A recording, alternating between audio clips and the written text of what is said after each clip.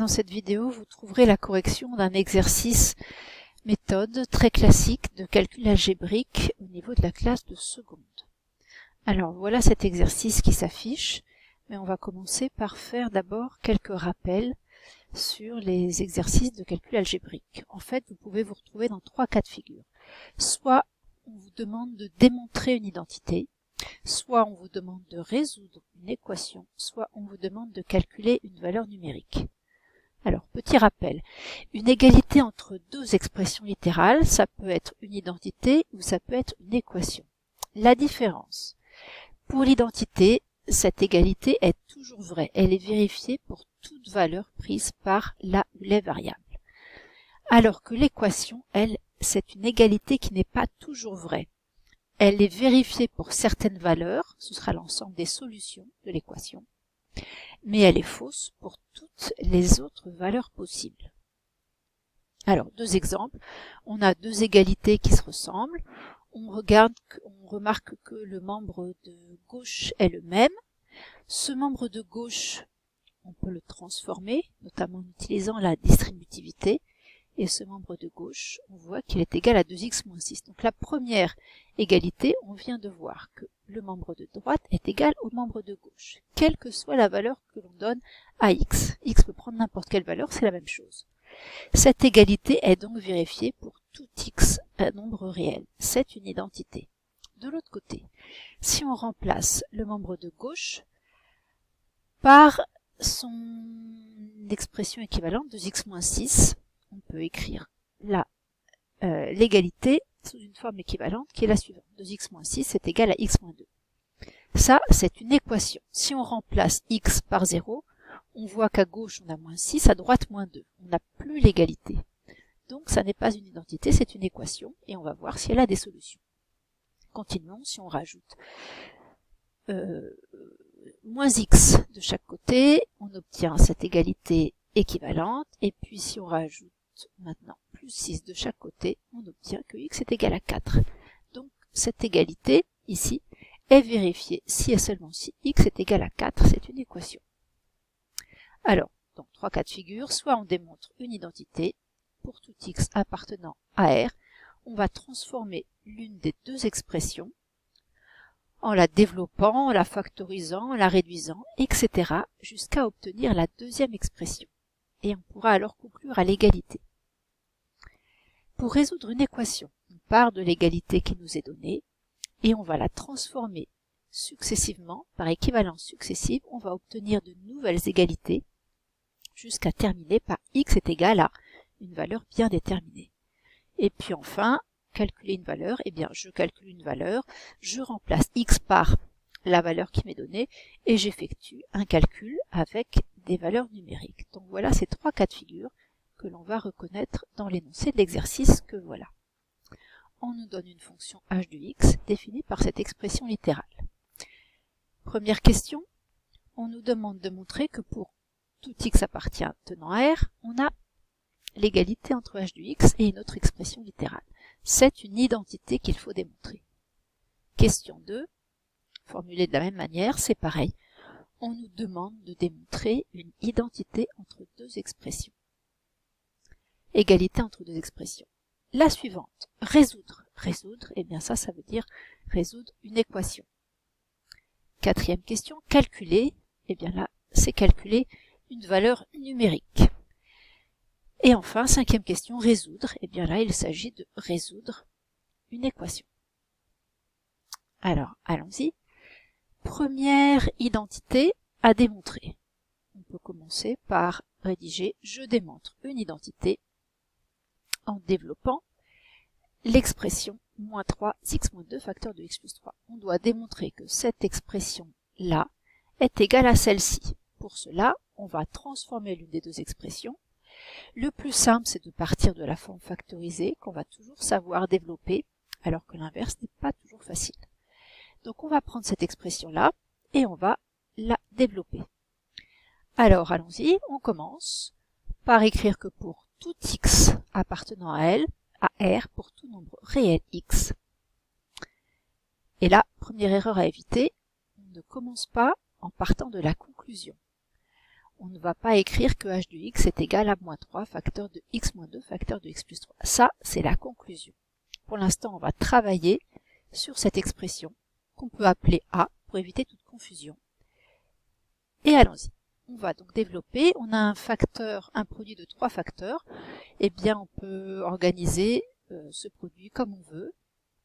Commençons par exemple par multiplier les deux premiers facteurs. Eh bien on obtient que A est égal à moins 3x plus 6 facteur de x plus 3, et maintenant nous allons multiplier avec le troisième facteur en utilisant la double distributivité. On termine le calcul et voilà ce qu'on obtient. Maintenant, là, et seulement ici, on peut remarquer qu'on reconnaît l'expression donnée pour h de x. Donc la conclusion, on peut maintenant l'écrire. Pour tout x appartenant à R, on a donc égalité entre h de x et cette forme factorisée. La deuxième question, c'est également une identité.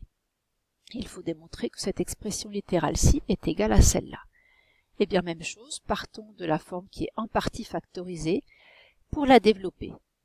Appelons-la B par exemple, et maintenant, pour tout x appartenant à R, on va pouvoir transformer B. D'abord en développant ce carré, puis en développant cette partie-là, on va distribuer le 3 sur le carré précédemment développé. Et enfin, on termine avec le calcul sur les constantes, c'est une addition de deux fractions, que l'on va simplifier, et à la fin du calcul, on obtient que B est égal à moins 3x au carré, moins 3x plus 18, et maintenant seulement, on peut reconnaître que ça correspond à la définition de h de x. On peut donc conclure que pour tout x appartenant à R, on a donc égalité entre h de x et cette expression littérale. Maintenant la question suivante. Résoudre h de x égale 0. Eh bien là, je vais résoudre une équation. Cette équation, eh bien je vais partir de l'égalité de départ et la transformer. h de x égale 0 équivaut à... Et là, il va falloir que je choisisse pour h de x la forme qui est la plus adaptée. Dans l'exercice, on a vu que h de x pouvait s'écrire de trois manières différentes, notamment ces trois manières rappelées ici. Il s'agit d'une équation du second degré. Dans la forme développée, on voit qu'on a du x au carré. En classe de seconde, on ne sait résoudre que des équations du premier degré ou des équations produit nul. Donc pour résoudre une équation du second degré en classe de seconde, on n'a pas beaucoup d'autres solutions que de se ramener à une équation produit nul. Donc là, on a bien 0 d'un côté de l'égalité, de l'autre côté, maintenant, il faut qu'on ait un produit, donc une forme factorisée, et voilà la forme qu'il faut utiliser, c'est celle du milieu, la forme factorisée.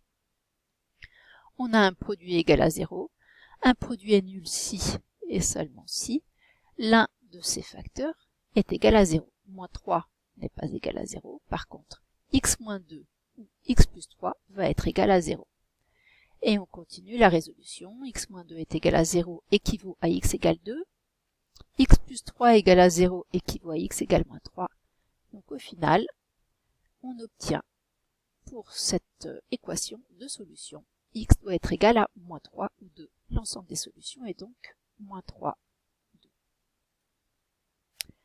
La question 4, eh bien là il s'agit de calculer une valeur numérique. Je calcule une valeur numérique, je remplace x par 0 dans h de x. Et là j'ai encore le choix. Je peux choisir la forme de h de x qui va être la plus intéressante. Eh bien là j'ai intérêt à prendre celle-ci, puisque x au carré va donner 0, x va donner 0, on va avoir ici une multiplication par 0, et là aussi. Donc, il nous reste uniquement le terme sans x, c'est-à-dire 18.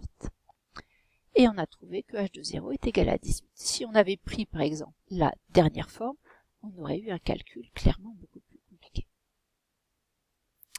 Dernière question, h de x égale 18. Eh bien là, je résous une équation. Je cherche l'ensemble des nombres x, nombres réels tels que h de x égale 18. Et bien maintenant, il me reste à trouver quelle est la forme la plus intéressante pour h de x. Rappelons-nous que la seule manière de nous en sortir, c'est de nous ramener à une équation produit nul. Eh bien, la première, elle présente cet avantage-là. Si je soustrais 18 des deux côtés de l'égalité, aux deux membres, j'obtiens une égalité équivalente avec, à droite, une quantité nulle 0, et de l'autre côté, des termes qui ne contiennent que des x. Je vais donc pouvoir factoriser avec x en facteur commun. Donc là, en choisissant la bonne forme, on a pu se débarrasser des termes constants et on va pouvoir factoriser.